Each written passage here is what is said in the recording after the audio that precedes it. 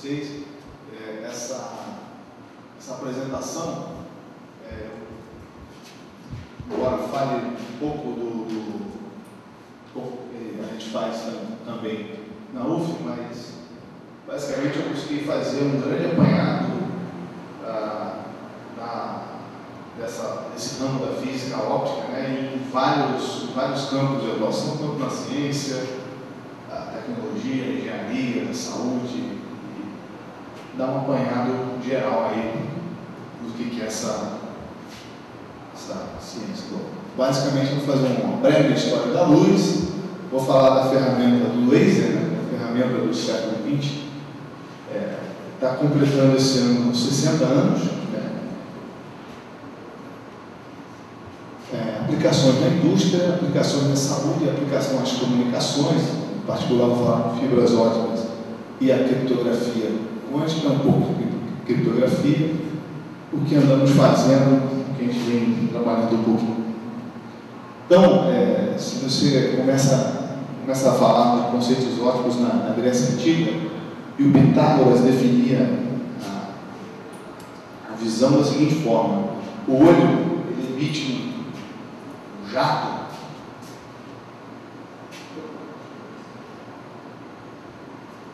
o material recebe esse jato e devolve alguma coisa, e aí você enxerga. Aí tem um problema, né? Porque se você está no escuro, você está com o olho aberto, emitindo jatos e nada volta, né? O Empedócles vai dizer que a luz faz parte de um dos 4 elementos, né, o fogo.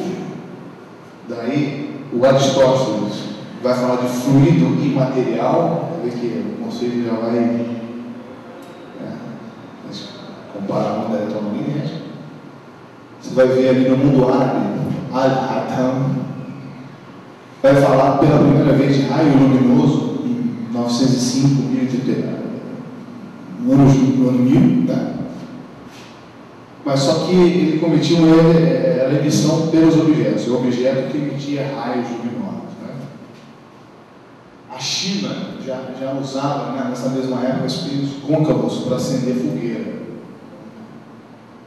Aqui tinha um pouco de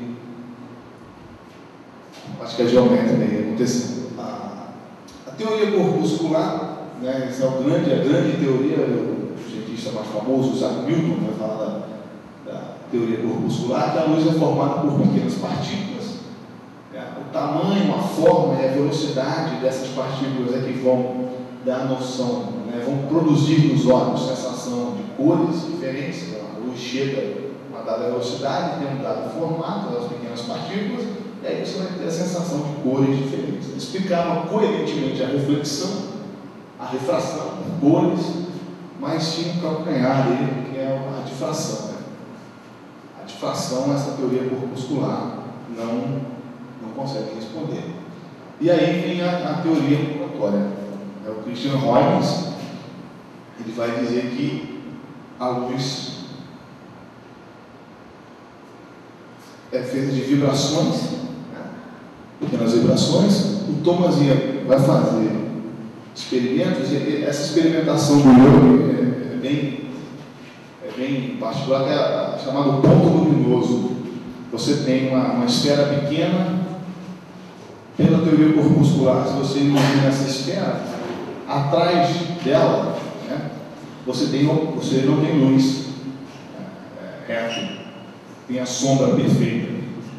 E a teoria da difração prevê um ponto luminoso exatamente no centro da opacidade da esfera. E isso aí era contraditório demais.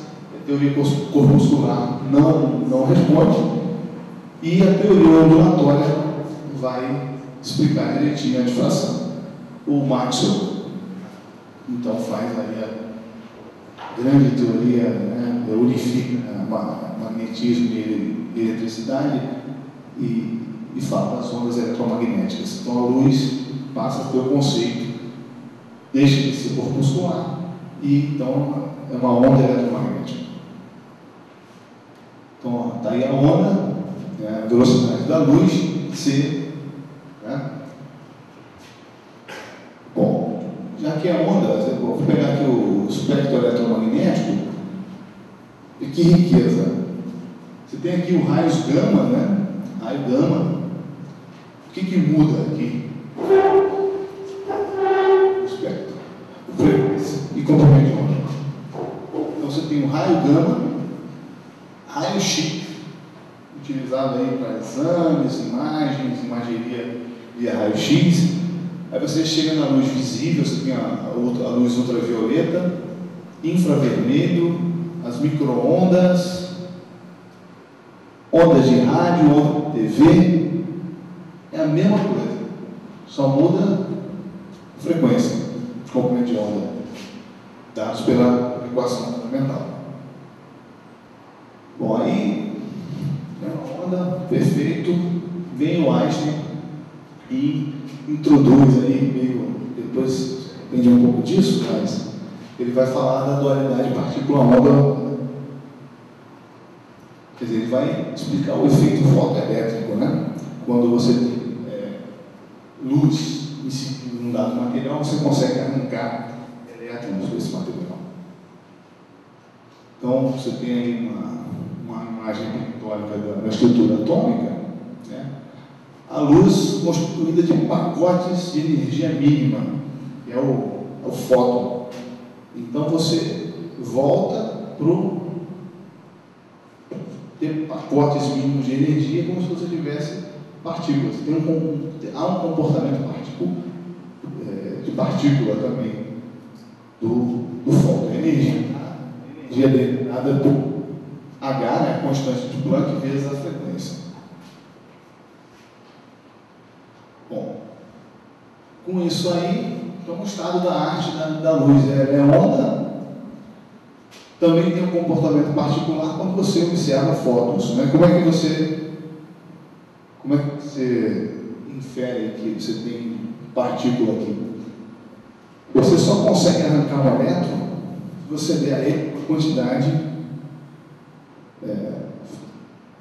fixa de energia, né, para poder arrancar. Se você der mais ou menos, você não consegue arrancar. Então, a propriedade de pacote, né, coisa irredutível, de partícula, está nisso. É a quantidade de energia para você arrancar um elétron, o efeito fotoelétrico. E aí vem o laser. Para falar do laser, bom, esse efeito fotoelétrico, a explicação do Einstein para a emissão espontânea, então tem aqui digamos, o esquema. 2 níveis de energia, você tem um elétron no nível mais baixo, o nível E1. Tá? Se você ganha energia, e essa diferença de energia que ele ganha é exatamente a diferença dos níveis de energia, ele vai para o estado E2, chamado estado excitado. Ele não gosta de ficar no estado excitado, ele tende a ir para o estado de energia mínima. Então, eu estou simbolizando ali um fóton. Ele ganha energia através do fóton. Então, incide ali com aquela energia e ele vai para o seu estado excitado.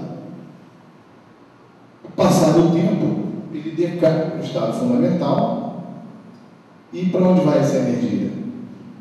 Ele emite um fóton cuja frequência é dada, né, a energia, que é a diferença dos níveis, né, é igual a H cortado Ni, que é a frequência desse fóton. Então, dependendo da diferença de energia, a cor do fóton vai mudar. O que seria então a emissão estimulada, que é o que faz o laser funcionar? Se você tem um elétron no estado excitado, E2, e você passa por ele ali um fóton que tenha a sua frequência casando com a diferença de energia, ele vai estimular esse elétron a decair para o nível mais baixo de energia. Então, está saindo 2 fótons, você passou, e o outro é emitido pelo seu sistema atômico. Tá certo? Então, quanto mais energia você dá, ele vai para camadas superiores, quando volta, emite fótons nessa frequência. Então, como é que vai funcionar o laser? Você vai ter uma cavidade ótica. Dentro dele você vai ter um material que você vai excitar para haver essa excitação do elétron para níveis de energia maior. Então aqui na figura A, estou mostrando lá você pode pensar que é um elétron, mas fica fácil pensar que é um único sistema atômico, né? Então em azul ele está no estado fundamental. Ele recebe energia, estou simbolizando um bombeamento óptico ali, ele ganha energia através do bombeamento com luz, mas a vezes de diodo, por exemplo, uma corrente elétrica que passa no material que vai excitar os elétrons desse material. E aí ele absorve ganha essa energia, fica excitado. Aí vem a emissão espontânea, ele decai. Se você continua dando energia para ele, então esse foi emitido espontaneamente, você deu mais energia para ele, ele ficou excitado. Se isso aqui é uma cavidade ótica, com espelhos de boa reflectância, ele vai bater aqui, a probabilidade dele voltar refletido é muito grande. Então vai ser refletido. Ao passar pelo átomo excitado, o que vai acontecer? Ele vai estimular a emissão. Ele decai de novo. Se você dá energia de novo, ele fica excitado de novo. Passam os dois, eles vão emitindo cada vez mais fótons.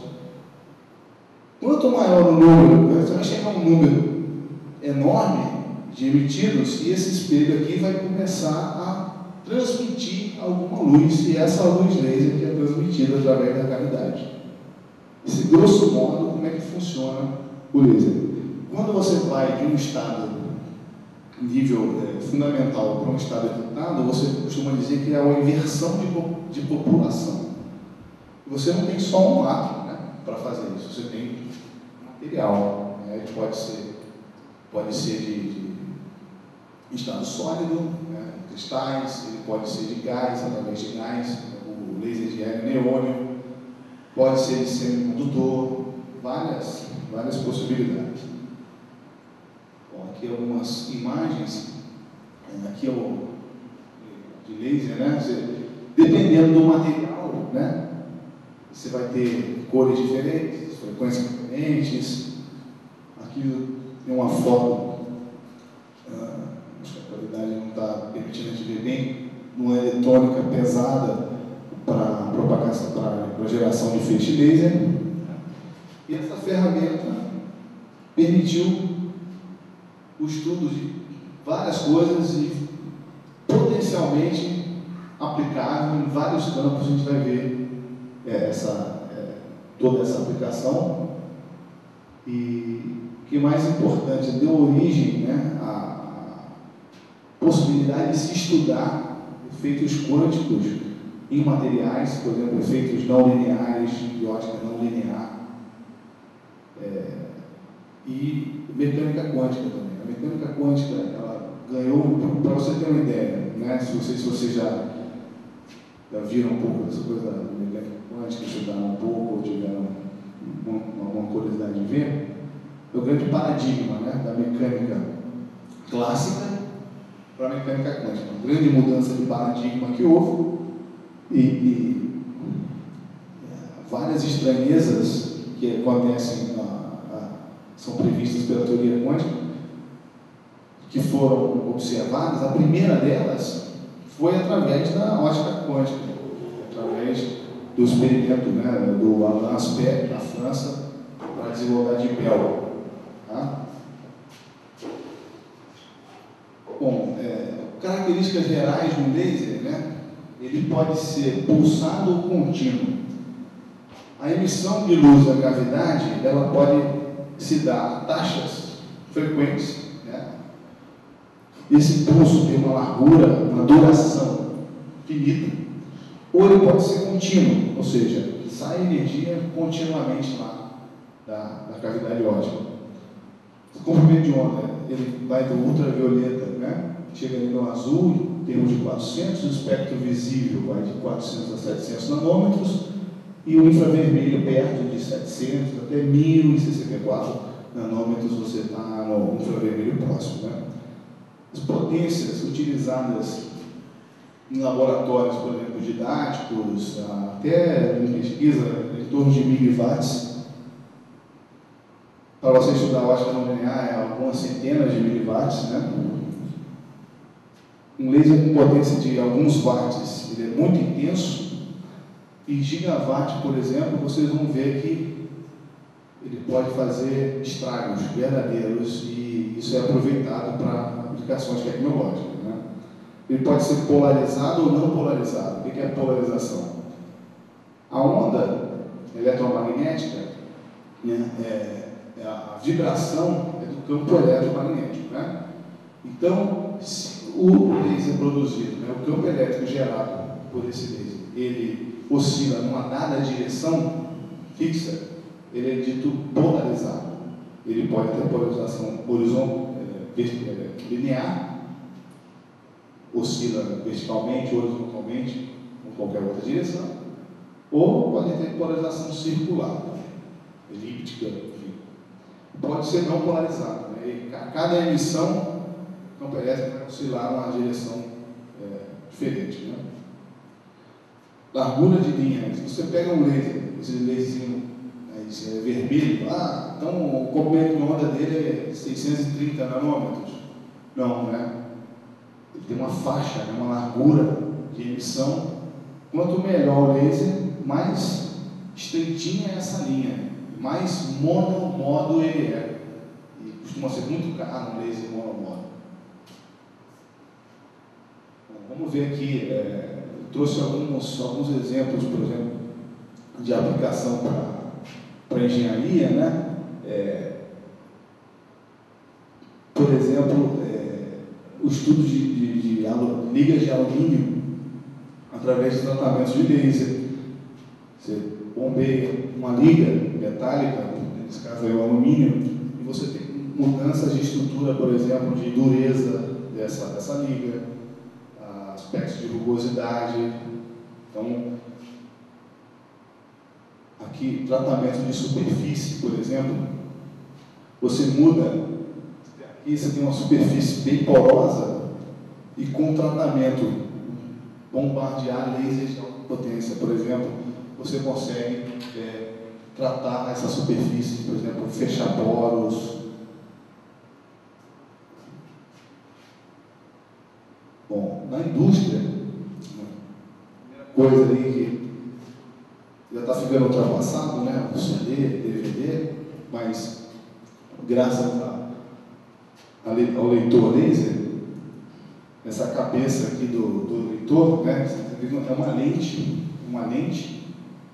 Dentro desse sistema tem um laserzinho de diodo, e ele é quem faz a leitura do CD.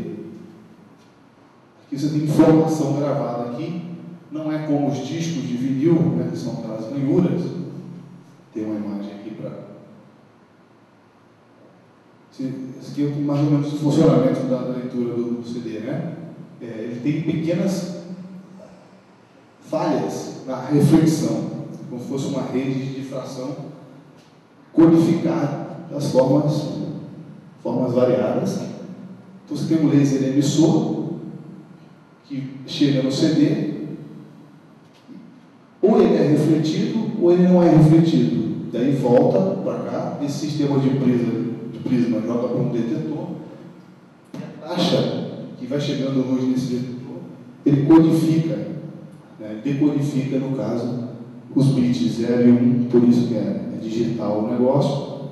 Então, basicamente, é isso que funciona. Você tem um CD aí correndo, ele bate na parte espelhada, é refletido, e assim, você vai tendo, é refletido, não é refletido, e você tem toda a eletrônica de codificação aí. Sem laser, não daria para fazer isso. Mais aplicação na indústria, você precisa, às vezes, fazer furos muito precisos. E você consegue controlar, por exemplo, a espessura do laser em muita precisão. Então, eu tenho aqui exemplos de furo de 100 micrômetros de diâmetro em aço inox. É um buraquinho ali, você vê que é uma cratera, se você olha mais perto, é uma verdadeira cratera. Mas o diâmetro do feixe laser eu consigo controlar muito bem. E eu tenho precisão naquele furo. Corte, né? Você pode fazer corte a laser, que é bem preciso também. Por exemplo, esse gradil aqui está sendo furado, cortado com laser.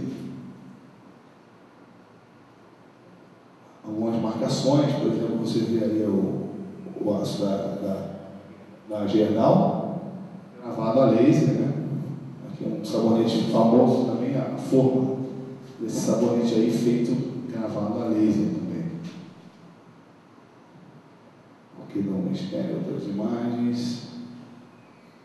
Vamos ver aqui, diversidade de materiais. Então, assim, vários materiais são gravação a laser, algumas placas, circuitos. Aqui é uma foto do sistema básico de gravação, né? Você tem o controle, a cabeça do laser, são potências muito altas, potências bem altas que podem ser fatal. Bom, aplicações na saúde, onde é que se aplica laser? Cirurgias oftalmológicas, né?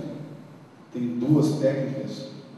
Essa PRK, essa cirurgia, por exemplo, para a miopia, né?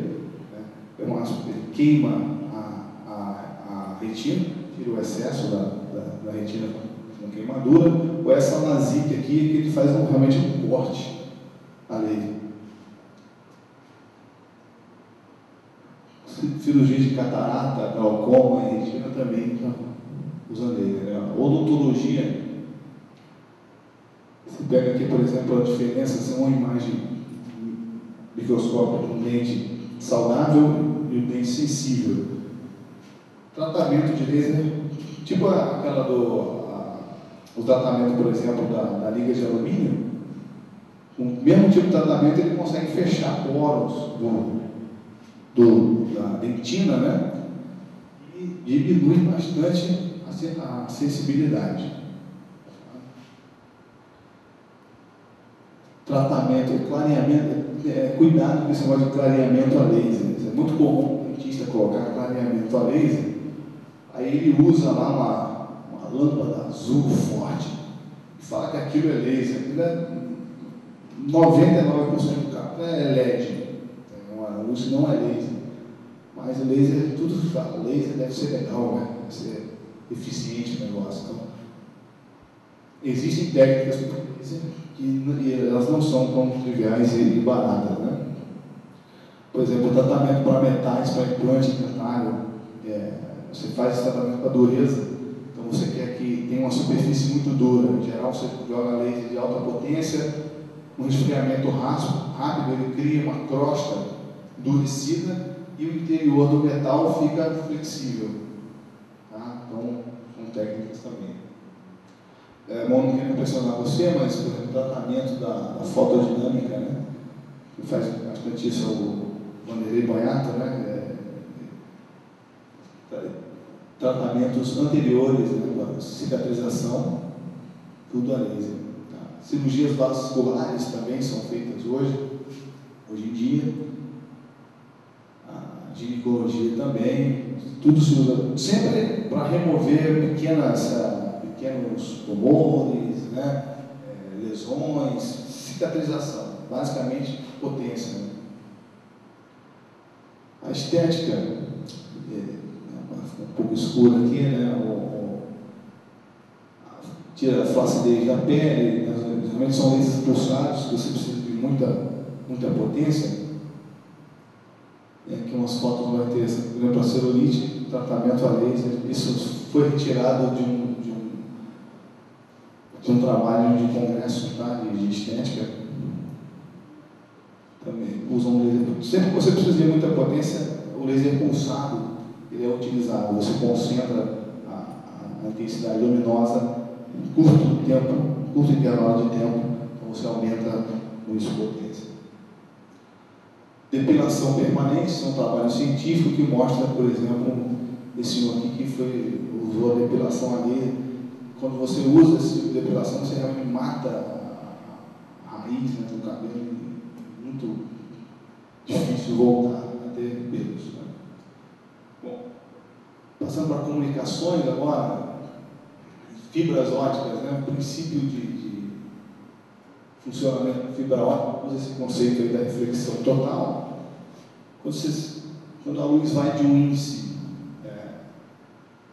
um índice de refração mais para menos ambiente, né, dependendo do ângulo de incidência, a refração acontece a 90 graus da normal. Se a gente incide essa luz aqui num ângulo maior que esse ângulo crítico, o que vai acontecer é a reflexão interna total. A luz não é refratada, ela é refletida. Não tem espelho, não tem nada ali. A interface é transparente. Tá? Se você vai de um meio com índice de refração maior, por exemplo, o vidro para o ar, ou a água para o ar, a partir de um dado ângulo crítico, você consegue refletir toda a luz, então você não perde luz. Então, qual é o segredo? Você vai produzir um caroço, né, um dado material, vidro, por exemplo, pode ser, e vai acoplar nele, na entrada dele, luz incidindo em ângulos maiores que esse ângulo crítico. Então a luz vai ficar aprisionada dentro desse vidro. Nota nessa foto que você não vê luz aqui, né? Você não vê espalhamento de luz aqui, porque não está passando, ela está refletindo totalmente lá. Né?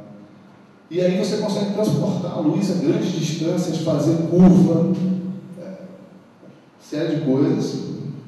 E aqui você tem uma foto mais detalhada, por exemplo, do núcleo, né? Essa capa protetora, né? Uma interface. Você pode interfacear fibras, por exemplo, para trazer luz aqui e recolher por um núcleo maior, né? Série de coisas que você pode fazer com fibras. Essa é uma tecnologia bastante utilizada. Você pode colocar duas juntas. Né? O sistema de fibras está aqui, né? Então essas fibras vão ser acopladas esses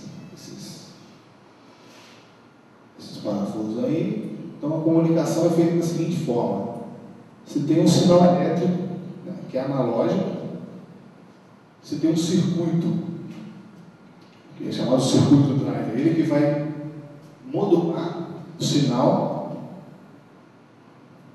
vai codificar a informação, e esse circuito que controla a fonte luminosa, ou seja, o laser.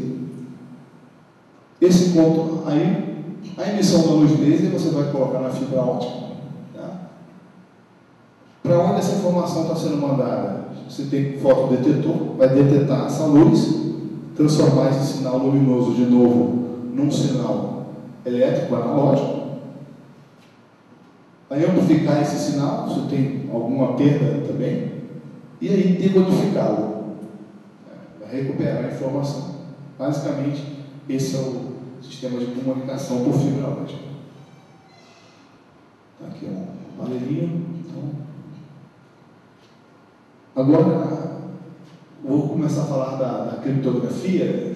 Ela tem uma história incrível, muito bonita. Recomendo a leitura do livro dos códigos do Simon Singh, que é formidável, conta toda a história da criptografia até a criptografia. E a criptografia nada mais é do que a arte de se comunicar em sigilo. Desde o César, lá no período romano, você começa então a codificação de mensagem, né? Para a guerra. Então aqui tem um exemplo típico de um código de César, que você faz de dois lados. Esse é o nosso alfabeto. E daí você faz uma relação da letra, uma letra A, por exemplo. Vou pegar toda essa fileira aqui e passar de baixo. Então eu estou relacionando o D com A, o E vai ser o B, e assim por diante. Então eu fiz um locamento do alfabeto. Então como é que eu codifico o meu texto? O teu segredo é teu prisioneiro. Então o T, quem é o T? É o W. Essa relação você reescreve aqui, essa frase. Nenhum. Se algum inimigo seu pegar isso aí, não vai levar. Mas a mecanização do sigilo surgiu na Segunda Guerra com a máquina Enigma, que vocês já devem ter ouvido falar dessa máquina. Tem um filme bem interessante sobre ele. Um sistema bem complicadinho de você gerar esse embaralhamento, né? esse código mecanizado, que era dificílimo a quebra desse código. Existem ferramentas que você pode quebrar, né? Você pode, a partir de uma análise de padrões, por exemplo, naquele texto, né? Por exemplo, aqui não tem muito A, né? A letra que mais é usada é a letra A. Então, você quebrar um código criptográfico, primeira coisa, qual a letra que mais aparece? É chamada análise de frequência. É a letra W. Então, se é a letra que mais aparece, e a letra que mais aparece numa dada língua, por exemplo, o português é o A, então você é um candidato a ser A, a ser a letra A. E por essa frequência, você consegue quebrar o código, né? E desencriptar o seu texto. A Enigma dificultava muito essas coisas, e então esforços foram feitos, já que você mecaniza a codificação, a decodificação, a quebra do código também mecanizado. Então, a máquina do Alan Turing, né, começou a criptoanálise, a famosa máquina bomba, era um computador mecânico, né? Eu tenho uma história engraçada. Vocês conhecem a palavra bug de um programa? Está com um bug. Isso é um inseto, né? E vem do termo literal, né? Essas coisas. Os primeiros computadores, a válvula, quentinhas, as válvulas são quentinhas, e os insetos buscavam ficar perto dessas válvulas. Morriam ali, e aí não funcionava mais. O programa fazia os cálculos errados porque tinha um inseto morto ali. Aí tinha um trabalho de debugar o programa, era isso, era ver se não tinha um inseto morto no meio do computador. Bom, aí a criptografia quântica. Talvez, quando você fala em bit, você fala de computação clássica, que tem o chamado bit clássico, 0 ou 1, uma linguagem binária, né, em que o computador clássico utiliza, por exemplo, níveis de tensão, né? 5 volts é 1, 0 é o 0. Então, com isso aí você vai fazendo contas e fazendo a sua computação. Na mecânica quântica, o quantum bit, qubit, essa é uma das estranhezas que que a mecânica quântica te dá. Você pode ter superposição de estados. Caso clássico, ou você tem o bit 0, ou você tem o bit 1. Tem a superposição deles. A mecânica quântica te permite ter uma superposição, desde que, né, essa superposição seja normalizada. Então, esse estado aqui, o que ele quer dizer? Tá? O que esse estado representa? Esse coeficiente aqui, né, ele é amplitude de probabilidade de encontrar o seu sistema no estado zero. Esse aqui, o beta, é a amplitude, probabilidade de se encontrar o seu sistema no estado 1. E a probabilidade de se encontrar o sistema em um desses dois estados é 1, né? Então, isso aqui vem a normalização. Isso é a grande estranheza da mecânica quântica, né? É o não determinismo. Você não determina o seu sistema, não é determinístico. Bom, por exemplo, né, o spin do elétron, né, ele é um bom candidato a ser um qubit, um quantum bit, porque o spin do elétron ele pode ser para cima ou para baixo, né? Então você tem esses estados bem determinados, mas você pode produzir um estado que seja uma superposição de spin para cima e spin para baixo. Em ótica, você pode usar, por exemplo, a polarização do fóton. Você pega o fóton, ou ele tem polarização vertical, ou ele tem polarização horizontal. Então, você pode produzir um estado que seja uma superposição dessas duas possíveis polarizações. Então, o protocolo famosíssimo, o BB84, Bennett e Grassat, pesquisadores da IBM, usam exatamente polarização do fóton, até como praticidade para você enviar, produzir e enviar fótons. Tá? A gente definir duas bases. Você pode medir a polarização do seu fóton, a direção de oscilação do campo elétrico, na base H e V. Aí a gente pode definir que a polarização vertical ela é o 0 e a polarização horizontal ela é o 1. Outra base que você pode escolher é rodar essa base de 45 graus, para você ter os estados mais e menos. Mais 45 a gente pode chamar de 0, menos 45 a gente pode chamar de 1. Tá? Bom, e aí, dois personagens, Alice quer mandar uma mensagem para Bob, esse é o jargão da criptografia quântica.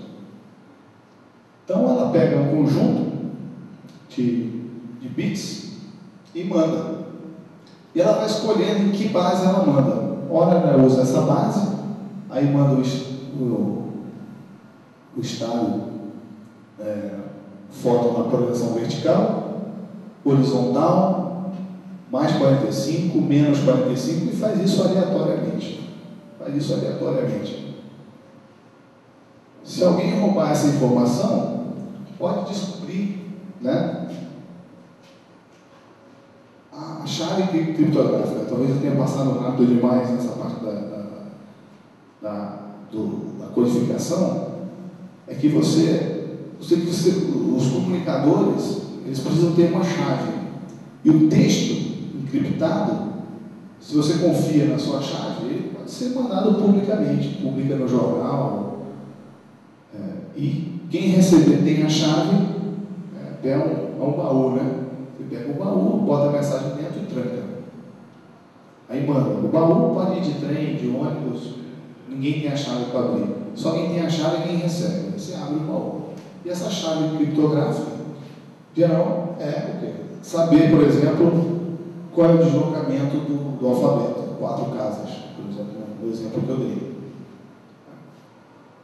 Chaves criptográficas utilizadas, elas usam muitos bits, são muito grandes. Então, o que eles precisam? Eles precisam dividir uma chave que seja segura e que tenha certeza que ninguém tenha. Para quando a gente mandar a mensagem criptografada, a gente possa receber, desencriptá-la sem receio de que alguém roubou o código. Tá? Bom, e daí? Como é que você sabe, por exemplo, alguém pode chegar aqui e roubar esse fóton e mandar outro no lugar. Né? Ali você mandei um fóton. Se o pobre não receber nenhum, significa que tem alguém roubando fóton. Mas quem rouba esse fóton pode dar outro. Né? E aí que vem a coisa interessante. Eles dividem esses fótons e aí eles vão comparar não o resultado, não a informação, mas bases em que eles mediram. Ali se fala, olha, o primeiro fóton foi na base HV, o segundo foi na base mais menos, o terceiro na base mais menos, e por diante. O Bob vai anotando isso. Isso eles podem falar abertamente. Eles não comunicam o resultado, se é 0 ou se é 1. E aí vem o poder. Por que é quântico o negócio? Porque se alguém pegar a mensagem no caminho, eles não vão conseguir reproduzir, né, o teorema da não clonagem da mecânica quântica. Você não consegue fazer uma cópia idêntica do seu estado. Então, quando eles compararem os seus resultados, quando eles acertarem a base, eles têm que ter o mesmo resultado. Eles vão fazer isso com uma série enorme de dados e vão pegar algum desses dados para comparar, para ter certeza de que ninguém pegou essa chave. Por exemplo, o primeiro fóton eu mandei na base HV, eu medi na base mais menos, então isso aqui não serve para mim. Esse aqui eu mandei na base mais menos, eu também, então esse eu devo ter o mesmo resultado que você, então isso serve para a minha chave. Aonde eles acertarem a base, serve. Isso vai formar a chave criptográfica deles. Depois que eles tiverem a chave, eles vão comparar alguns resultados. Por exemplo, esse aqui, a gente mediu na mesma base, acho que o mesmo resultado, está certo. Esse aqui, a gente mediu na mesma base, mas achou resultados diferentes. Então, opa, tem um erro aí. Quando esses erros são muito frequentes, o teorema da não clonagem diz que eles não são aceitáveis. Se você tem muito erro aqui nessa comparação, significa que alguém está mexendo no seu estado. Tem espião na linha. Aí você joga toda a sua chave fora para fazer um novo processo, achar um novo canal que seja seguro. Tá? Bom, o que a gente observa nisso aqui? A dificuldade de se implementar. Grande dificuldade aqui é o seguinte: nota que a gente codificou os nossos bits em H e V. Né? Então, o que é H para Alice tem que ser para Bob também. Então, os laboratórios dele, onde eles vão receber os fótons, eles têm que estar completamente alinhados. O que é H, o que é V para um, tem que ser V para o outro também. Se eles tiverem uma inclinaçãozinha em relação ao outro, você vai produzir um monte de erro aqui, você vai achar que tem espião na linha e não tem nada. Então, essa questão do alinhamento, e você precisa de um número infinito de fótons para garantir o alinhamento. Então, essa é uma exigência. O que a gente anda fazendo? Por exemplo, a gente, um trabalho de colaboração com pesquisadores da UFRJ, o Steven Walmer, o Leandro Aulita, que já não está mais lá, era aluno de doutorado, o professor Antônio Zelachetti Cury, do Instituto de Física, seus alunos de doutorado, o Carolina e o Carlos Eduardo, e eu. A gente brinca com... Isso aqui é uma foto do perfil transverso de um feixe laser. Esse feixe redondinho aqui chama módulo transverso fundamental, ele é o mais simples, qualquer laser comercial emite esse perfil. Aqui você tem um modo de Hermite, de primeira ordem, eles têm dois spots. Esse aqui é um modo de Laguerre, de primeira ordem, ele é uma rosquinha, um canudinho de luz que se propaga. Então você pode, por exemplo, usar esse perfil transverso, tá? Para usar como grau de liberdade, juntamente com a polarização, e fazer aquele estado de superposição, de estados alinhados. Então você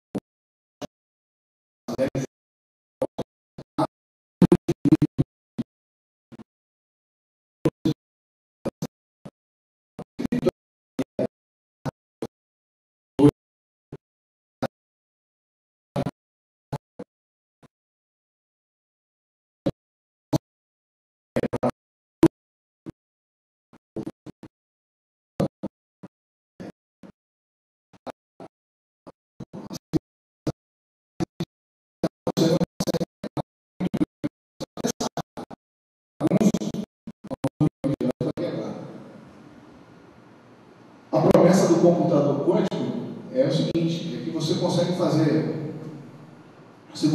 estados com superposições cada vez maiores, qubits, muitas superposições, processamentos paralelos, e aí a velocidade de computação, de cálculo é muito maior.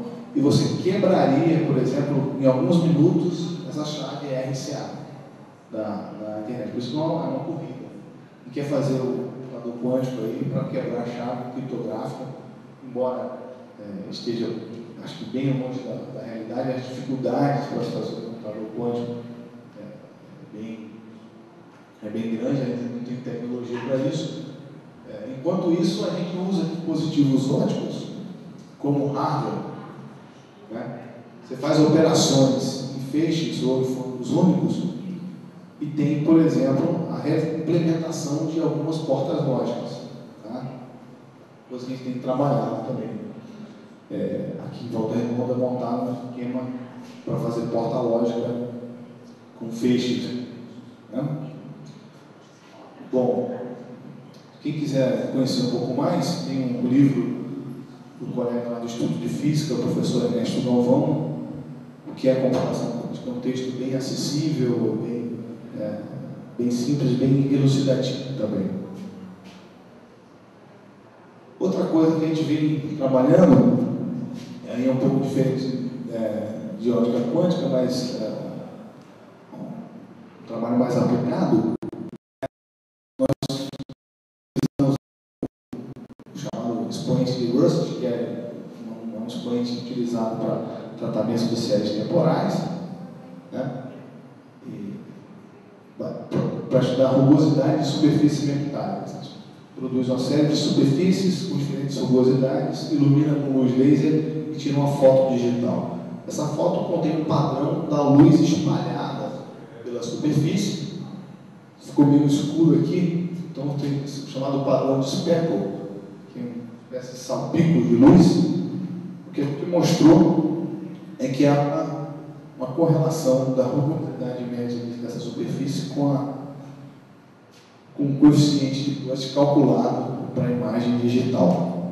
Foi aceito para a publicação dessa revista aí.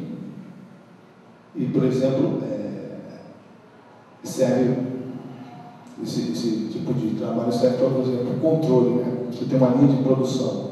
Aqui a gente preparou uma barra com uma rugosidade a partir do mesmo padrão, da mesma lixa, né? E inseriu defeitos ao longo dessa barra. Então, onde não tem defeito, ele é praticamente constante, o expoente. Quando ele encontra um defeito, ele acusa. Aqui a gente lixou a barra na direção ortogonal. Primeiro a gente lixou da barra. Nessa região aqui, a gente lixou ortogonalmente. Então, a forma como uma superfície espalha a luz é muito diferente e esse coeficiente acusa. O próximo passo agora é fazer a medida dinâmica. A gente fez a medida estática. Câmera parada, você vai passando a barra e tirando a imagem. Agora a gente quer parar a câmera, passar a barra com velocidade e ver se ele responde da mesma forma. Por exemplo, você pode utilizar isso aí na linha de produção para controle de qualidade de chapas metálicas, por exemplo. Né? E, por fim, entretenimento. Utilizado bastante em eventos de entretenimento, né? Faz desenhos, normalmente espetáculos de fogos de artifício tem alguma coisa de laser também, né? Essa ferramenta que completa 60 anos esse ano, né? Importantíssima para nós, não tem como. Se a gente não tivesse laser, muita coisa ia ser diferente hoje. Ia ser melhor, quem sabe, mas muita coisa seria diferente. Está no nosso dia a dia, como vocês puderam ver aí. Quero agradecer a atenção de vocês, espero ter mostrado aí toda a potencialidade de aplicação dessa ferramenta. Né? Está à disposição para responder alguma dúvida, se alguém souber. Né? E fica também o convite para visitar aqui pertinho a UF, né? O novo campus, no campo no bairro Aterrado. É um prazer recebê-los lá. Eu volto a agradecer o convite ao Germano. Foi um prazer estar aqui.